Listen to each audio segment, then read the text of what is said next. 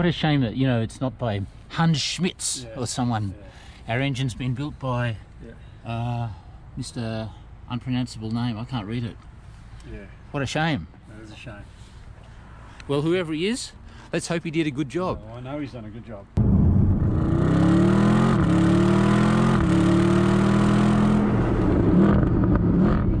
Oh, 100 horsepower, 300, 400, 500. Yep.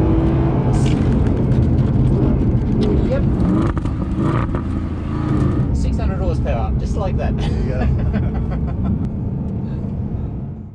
So I'm old enough to remember when the AMG badge was exclusive, it was rare. These days you see it on hatchbacks everywhere, you see it on assorted sundry SUVs. Today on inCARnation, Stu and I have something really special for you. It's the Mercedes SLS AMG Black Series, one of only 16 right-hand drive cars in the world. We're looking forward to sharing it with you.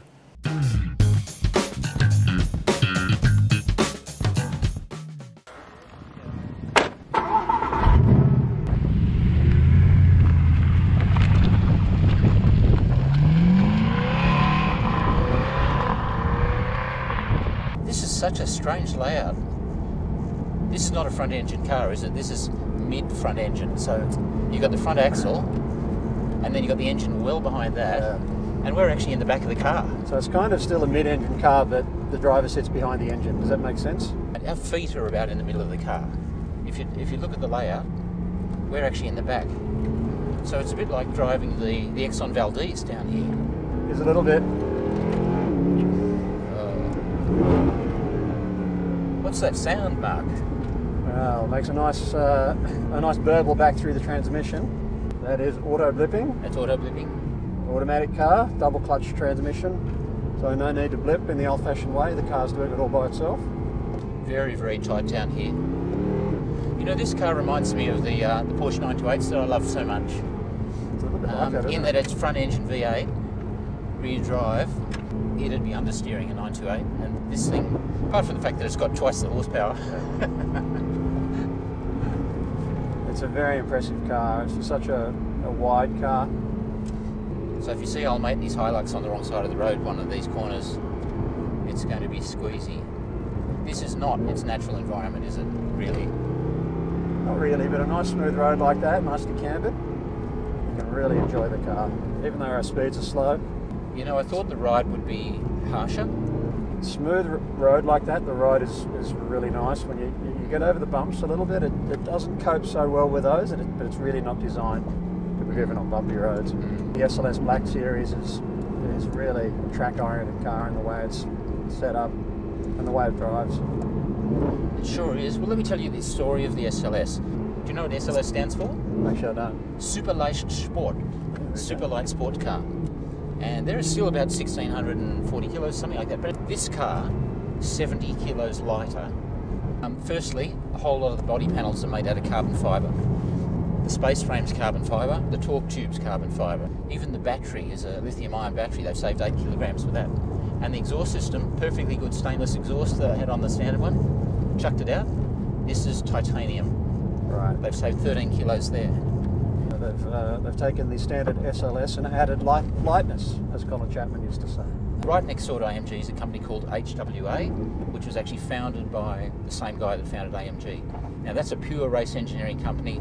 They do Formula 2, Formula 3 cars and German touring cars. So HWA built a great race car, and that was the AMG SLS GT3 car. Correct. Now that car in 2013 won all the endurance major events. It won, and these are all events I've been to: Nürburgring 24-hour, Spa 24-hour, Dubai 24-hour, and the Bathurst 12-hour. So then, that was so impressive, Mercedes said, well, can you build one for the road? Can you build a race car for the road? And they said, sure, we'll do a Black Series. Now you might think that a Black Series is nothing more than a whole bunch of carbon fibre stick-on wings and a splitter and Alcantara trim, and that's it. But nothing could be further from the truth, could it?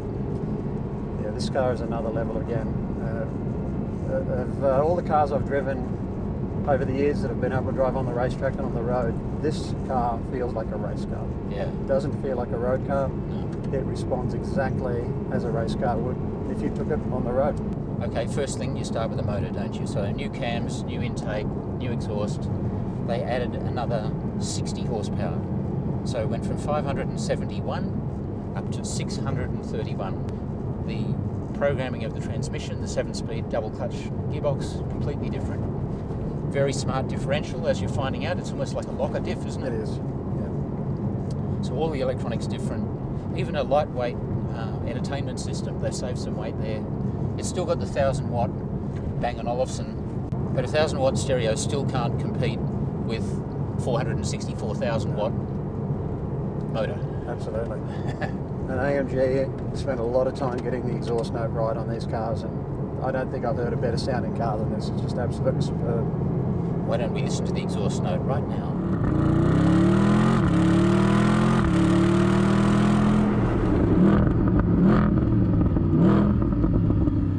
But hang on a sec, who are we? Mark is a race driving instructor, whether it's setting lap records in GT cars in Japan or China, or his wins in Formula cars in Europe, or winning the Aston Martin Cup Championship. That's Mark. Me, I'm Stu. I'm not quite so well known, but I've owned and driven some pretty nice cars. I'm also a race driving coach and way too old to be an internet sensation. Together, Mark and I are inCARnation. We're sitting in well over $1 million right now. The car's been a great investment, there's no doubt about that. Yeah. If you've got one, well done. If you haven't got one, which I suspect is most of us, You've missed out. yeah. And I don't think there'll be another one. No, they said it was a bit of a one-off. Okay, so what else did they do? Wheels, they're wider. Special Michelin Pilot Sport Cup 2 tyres with a different compound. The ceramic brakes are standard now on this one. And they've got a different compound on the pads. It's harder, more race-oriented compound. The shock absorbers completely different, even different hubs in the car. So, can you believe it that they went to all that trouble to make just 150 cars? You don't see a lot on the road, you don't see SLSs around much at all. An AMG Black Series, very, very rare. Yeah. In Australia, you can count them on the fingers of one hand. It is 5 cars, I believe. Yeah. It's just itching to go, isn't it? It's just itching.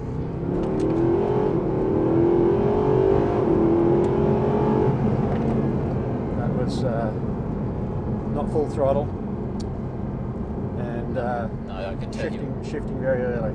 Yeah, I saw that. But that instant throttle response, that's in 4th gear. That's the benefit of having no turbochargers hanging off the side of this engine. Yeah. As good as sequential turbochargers are, and as clever as they all are these days, there's just nothing like It's instant. that you get with a normally aspirated engine. It's so old school, isn't it? But the analog instruments, V8 up the front, rear drive, life's good. It really is. They've managed to keep some of the elements of the original SL, haven't they? With the interior, with the dash, of course, the GULL-WING doors. But they've just made a thoroughly modern car that is a race car. I've actually driven the 300 SL many years ago, and as a comparison. Have you? Yep. And around a racetrack, believe it or not. So a wonderful car to drive. The owner was a lovely gentleman. I had to sign a visitor's book when I got into the car, and then took it for a leisurely stroll around Eastern Creek Raceway. Oh.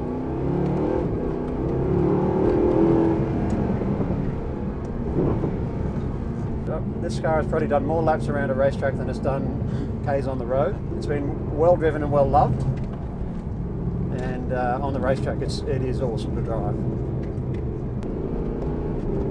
Love the weight on the steering wheel. You really don't have to turn the steering wheel a lot to get around these tight hairpin corners. So they've really thought that through. There's not a lot of steering input required from the driver, and that's exactly what you'd expect a GT3 race car to feel like. I reckon this side of the road is about 20 millimetres wider than the width of this car. There's not much in it. We've got a tape measure out to measure it. There wouldn't be much in it. This is totally inappropriate road for a 315 km/h Stormer. Oh, I'm so close to this Armco here. Oh. Viewers, you've got no idea how tight that was. Well done, Mark. Thank you, sir. You don't look too stressed at all. We made it back in one piece. Woo! Here we are. That's the defining feature of this car, isn't it? Certainly is, isn't it? And when you pull up like that, everybody just gawks at you. It's pretty cool. I've only banged my head about 4 times today. Because once you're out of a car, you just don't think about what's above you. The traditional scissor wing doors you see on a lot of other cars are not hanging over your head as you get out. So it just takes you've got a bit of muscle memory required there, I think. But you've got to watch the mirrors on the other cars. I did that yesterday when I parked next door to another car. You didn't park in the Westfield Coles car park, I certainly didn't, no, but I wouldn't be doing that. Because if you came back and you saw somebody with their shopping on top of it as they're loading the baby in the child's seat, you'd cry. Oh, yeah. Must say it's very comfortable in here. There's a really nice, so much carbon fibre, Alcantara, but the car's so much more than that. They've totally re-engineered it. I can't believe they did that for just 150 vehicles. Yeah, you've got to have respect for a manufacturer that does that, creates a car like that. So Mercedes have done an amazing job, and AMG have just taken the car and just turned it into something that really is spectacular. Oh, hang on. There's no button to push, is there? So I can't reach. Can you reach? Yeah, you got to stretch. How tall are you? You're 6 feet tall? Yeah. I'm 6 feet tall, and we can barely get there. So for a lot of people, that's going to be a challenge to do that. But you know what? It's worth it. If I was short, I'd live with it. Yeah. And of course, the reason they didn't put an electronic mechanism in, because it would add 40 kilograms of weight up high as well. Yeah. Which is where you don't want the weight. Well, absolutely. In a car like this, you've got to get that weight down as low as you can, and that would be a killer for performance for sure. Yeah. And of course, the other thing is, if the car were to end up upside down, if you left the road driving stupidly, not that there's any chance of it, that's not going to happen. But if you did, how would you get out? Because you can't open the doors. They don't. And these windows are pretty small. A lot of people would struggle. Absolutely. Guess what they did? They've come up with a solution, I'm sure. Explosive bolts on the hinges. Yeah.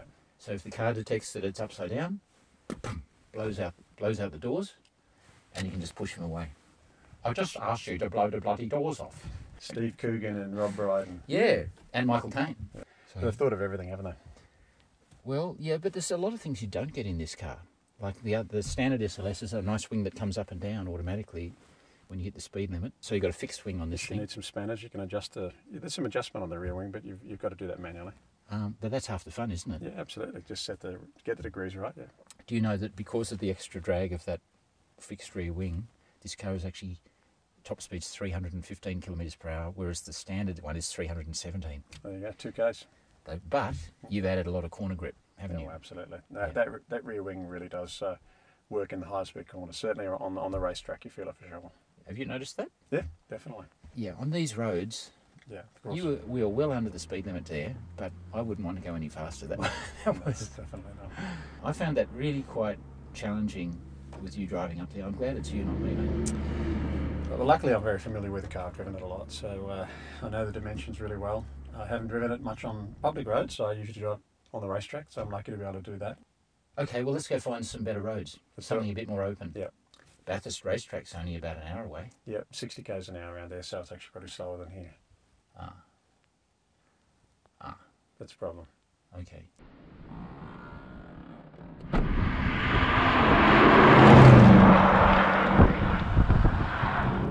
Are we in comfort mode at the moment? That's in comfort mode. We can go to sport. We can go to sport plus. When we do that, it just quickens the gear shifts up. The car feels much edgier to drive. Oh, where have you gone now? We're in the manual. Manual. So of course it's a paddle shift car. You can use the paddles in sport and comfort modes, but it will revert straight away back to drive. Yep. But if we go into manual mode, you have total control and you have to shift gears. It won't shift without you actuating the paddles. But it does bring up the shift lights. They don't work until you're in manual mode, and the shift lights are quite good. And certainly when I'm driving this car on the track, I drive it in manual mode, and I shift at maximum revs every gear shift. It's a really nice transmission, double clutch. It feels really super strong. Oh, feel it there as well. Yep. The thing I really love about this car is that it does feel like a race car. The centre of gravity is still pretty much around about where we are, or in fact just slightly in front of us. So that just makes a great driver's car. Mate, I do feel like I'm sitting in the back seat, to be honest. It does feel like that, doesn't it? Strike a light, mate. As a fan of turbocharged cars, that instant response kind of takes you by surprise. Kind of does, doesn't it? and that's fourth gear there. You can just feel the torque. I've got no idea where the front of the car is here. It almost is, isn't it? Huge bulge on the bonnet as well, prevents you seeing anything. It's so responsive on the steering, and you would expect the natural thing when you look at a car like this, your first impression is it's such a long front on the car, there's so much engine in there, but when you open the bonnet and you look at how far back they've placed the engine, you realise why the car actually drives the way it drives. This is better. This is more like it, Mark. Nice rolling open roads. Yeah. Quite often with these carbon ceramic rotors that you see on a lot of cars these days, when they're cold they really don't do much. This car, when the brakes are cold, it just grabs straight away. Do they? And they work fantastically on the track. So they've got that combination of track and road just right with the way they've constructed the rotors and the pad combination here. Well, this will certainly give the brakes a little bit of a test down here. Whee! This is quite steepy downhill, viewers. So just go down to third there, and we can get back on the throttle and just drive it through. That's very firm. Is that Sports Plus? That's in manual. So that's given me control over the shifts. It shifts very quickly, very abruptly. The auto blip function is really good. It does give you match those revs really nicely on the downshift. You can feel there the brakes. Yep. It's pretty sensation. Yep.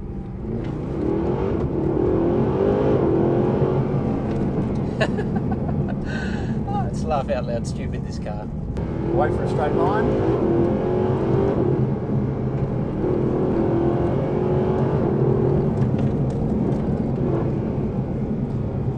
You really do need to wait till the steering wheel is straight before you start to apply too much power in this car, Stu. Yep. Even though I'm in manual mode, it still does have an element of stability control working there for us. I can get rid of that completely. I have driven it on the track without stability control on it, and it is awesome. But it will bite you. It's got so much power, and before you know it, you're facing the wrong way. You can really power slide this car very, very easily if you want to do that. Yep. This is better. What a lovely day. So I'd just like to take this moment to say hello to all our international viewers on our brand new YouTube channel. We're just starting out with it, aren't we, Mark? Yeah, inCARnation. Please subscribe. You can feel that throttle response. I mean, that's in fourth gear there. Yeah. Just an amazing amount of pull there. Yep. There's a lot this car has in common with the GT3 version, and they're two-wheel drive for a reason. They're just a little bit easier to drive and better to drive in the corners. Yep. You can drive the car on the throttle a little bit more, and it makes the car much more of a driver's car. As much as I love anything all-wheel drive, having raced a few R8 Audis, GT3 and GT4, they make those cars two-wheel drive. They're not all-wheel drive. Are they pushing the boundaries of a two-wheel drive car here? I think they probably are, but they've got it right. Oh, this is fun up here. Woo! Woo!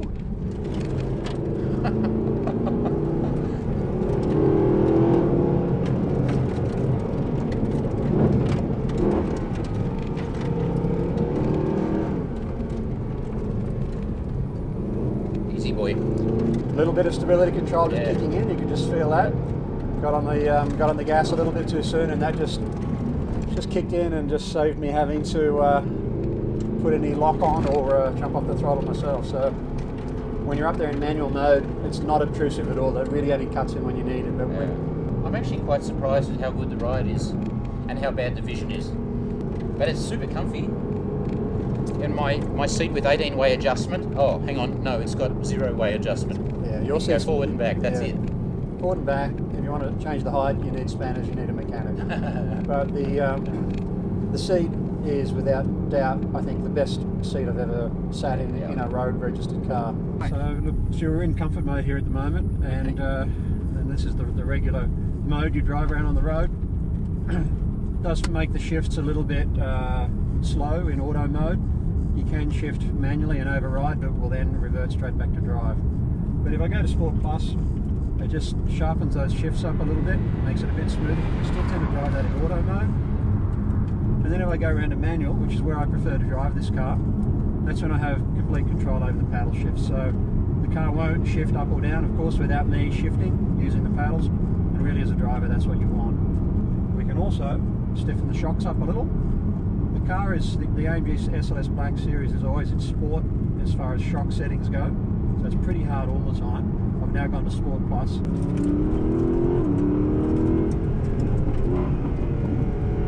Oh, it's angry, this car. It sounds so angry. So just down to second there, get a really nice auto flip. Third.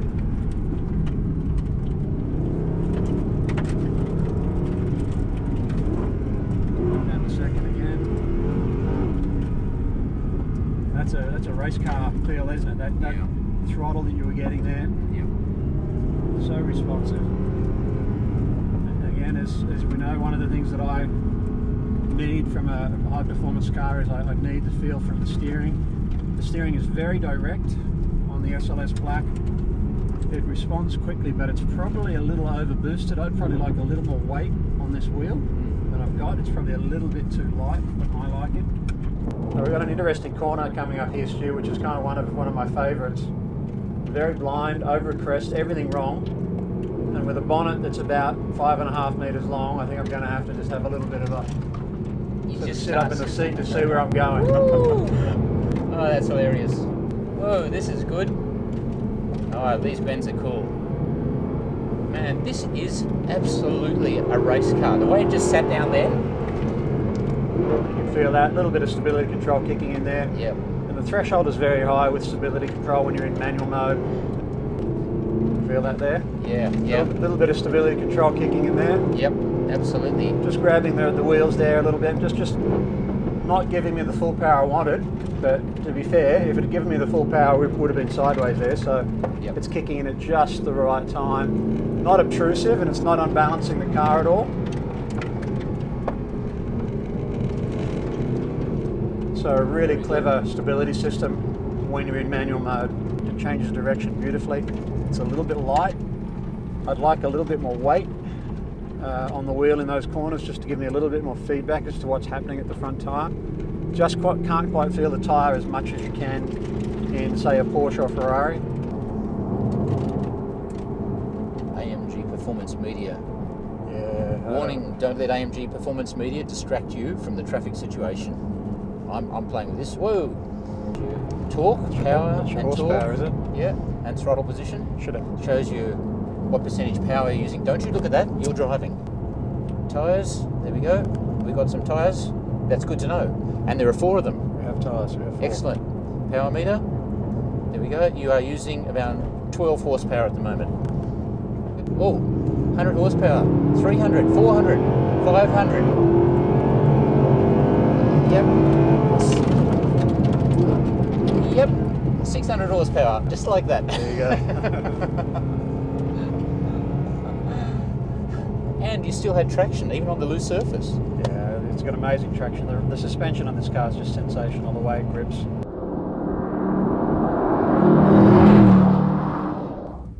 Oh, and we've got a reversing camera and everything. Yeah, straight out of What that. we don't have in this car, they've deleted the DVD player, which is in the standard SLS. And I brought along a movie I wanted us to watch while we were driving. Well, that was a fake California, and we've got a real SLS Black Series here, so we're not going to be doing that. Wow. All right, so it's time to score the car. Performance. Has to be 5 out of 5, easily, every day. Well, that's as high as we can go. Price. Okay, unfortunately, if you've already got one, it's better than Bitcoin. Definitely. It's doubled in value since it was new, and that's in, what, 4.5 years. So 1 out of 5 for price, because you simply can't get one. Yeah, I think so. Okay, but if you could, it's money in the bank. Okay, next thing, presentation. It's got all the presence of Darth Vader. It's not pretty. It's muscular. It's angry, and you just can't take your eyes off it. It's a unique looking car, isn't it? There's nothing like it. As I've already said, it's an homage to the old SL, and there'll never be anything like this again. So it's unique. 4 out of 5? Yeah, I think 4 out of 5 for sure. Practicality of this car, I would say it's dreadful. I mean, yes, it's got a cup holders and little storage bins, and it's got a pretty small boot, 160 odd litres. But who cares? It doesn't matter. You don't look at practicality with a car like this. It's super cool, and that's all that matters. You can't leave it overnight where it might get hail damage or vandalised. So you need an arm guard with this car. All these things compromise its practicality. It's very wide as well, very low splitter. It's highly impractical. 1 out of 5. Yep. Yeah. So, personality. Woo! Huge personality. Has it got personality? What do you think, viewer? It's right up there, isn't it? I mean, it's got to be a 4.5 personality for sure. Thank you, Mark. So there's our score. You can see the score on the screen right here. That's the confidence and feel you get as a driver from a two-wheel drive car rather than an all-wheel drive car. Like, you just drive it on the throttle, you can feel the weight transfer in the corner, you can adjust that really accurately and really quickly, being a naturally aspirated engine. All those factors add up to making this car just an absolutely awesome driver's car. So there we have it, the Mercedes SLS AMG Black Series. I think you'd have to say it's the ultimate AMG car. I just don't think they get any better than this. It is about the coolest Mercedes that you can possibly buy and probably will ever buy. We've had a great day driving it here at inCARnation. I hope you've really enjoyed coming along for the ride. We're going to see you soon. Subscribe and we'll have some great adventures coming up for you.